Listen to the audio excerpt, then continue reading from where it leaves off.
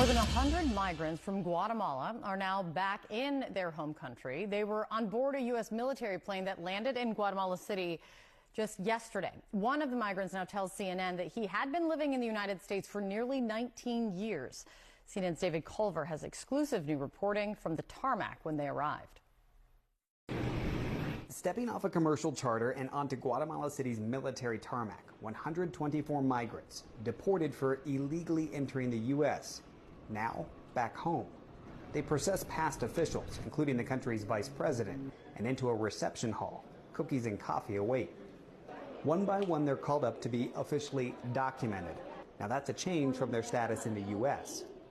10 años en los Estados Unidos. She lived 10 years in the U.S. in Alabama.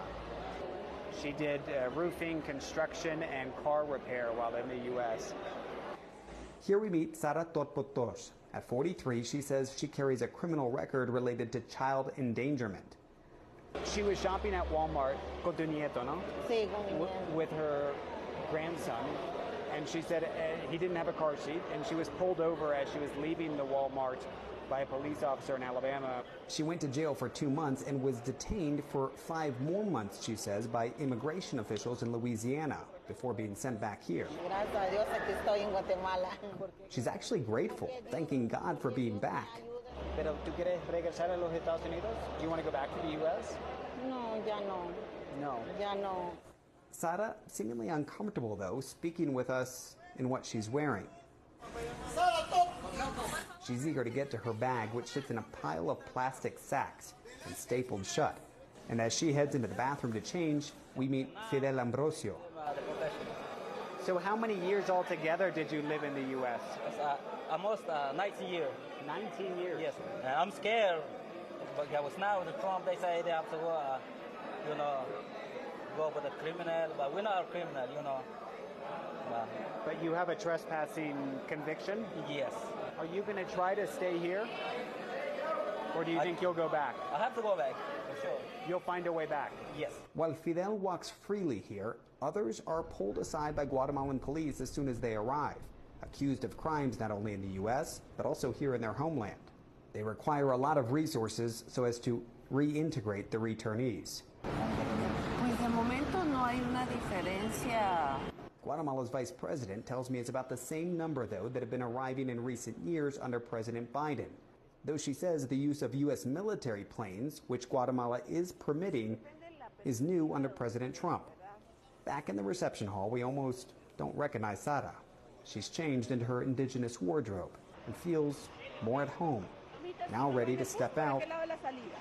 No, ya tiene mi hija que ven. And reunite with her daughter.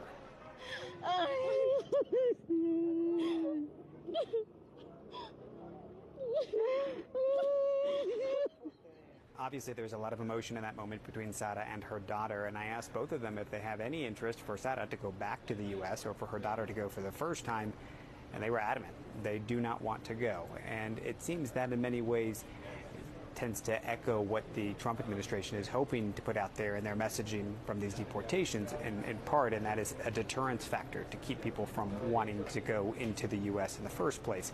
However, then you meet others like Fidel, who said it doesn't stop him. He's going to try as many times as possible to get back to the U.S., be it legal or illegal. David Culver, CNN, Guatemala City. All right, we have brand new video just in to CNN. It was released by Homeland Security Secretary, the new Secretary, Kristi Noem, and it shows her presence at an immigration raid in New York City overnight. In her words, a criminal alien charged with kidnapping, assault, and burglary is now in custody. Again, she put out this video. With us now is former acting director of ICE, John Sandwig. Thank you so much for being with us. This video released by the Secretary, the orders that we reported yesterday that people involved in these raids have been told to wear your jersey so people can see. We want this to be very much visible. Why such a public display, John? You know, it's very interesting. I mean, first of all, obviously the reason why is I think the administration wants to draw a lot of attention to these raids and these operations. But what's interesting, John, is traditionally you don't want to draw attention to these operations until the operation is complete. And there are two very good reasons for that. The first is officer safety, especially when you're targeting individuals who who should have a nexus to public safety. You don't want to do anything to tip them where they might be lying in wait for an officer, especially if somebody's doing harm. So one of the real cardinal rules of these types of operations is you don't do the publicity until it's complete. But the second reason is it reduces the effectiveness of the operation. As word gets out that you're targeting individuals with a nexus to the criminal justice system, those individuals tend to disappear. So during the Obama administration, when we ran these similar operations, what happens is over time, you start missing more and more of your targets because those individuals are no longer in the location that you expect them because they caught wind of the operation. So surprising in a way from an operational perspective that they're putting this much publicity on these operations, but politically, I think it makes a little bit of sense why they want to do that. So I think in the last year of the Biden administration, there were an average of about 300 apprehensions each day. It was a slow start in this new Trump administration, but they're now at about 1,000 a day, and that's their target.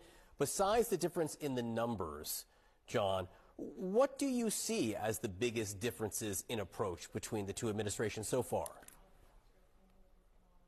Well, the biggest difference is clearly the targeting. This administration has lowered the threshold for when, prior to one of these operations, a lot of work goes in, John, behind the scenes.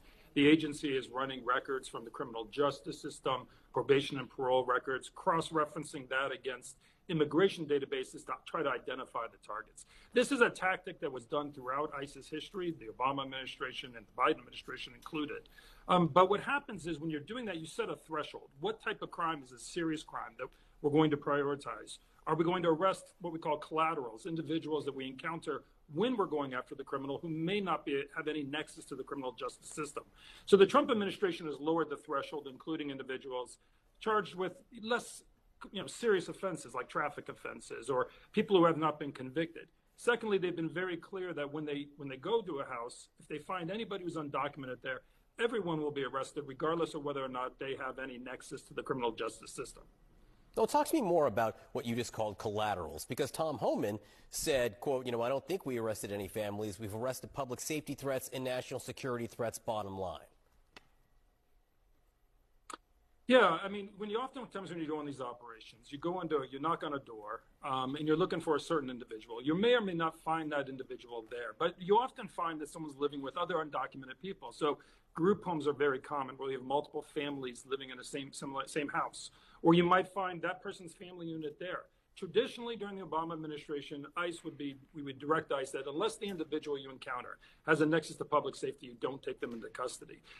This administration has been clear they are arresting collaterals. John, look, in the coming weeks, we're going to see the data related to who was arrested in these raids. And it'll be very interesting to see what types of crimes the people were arrested for and how many individuals were arrested without a nexus to any criminal history at all.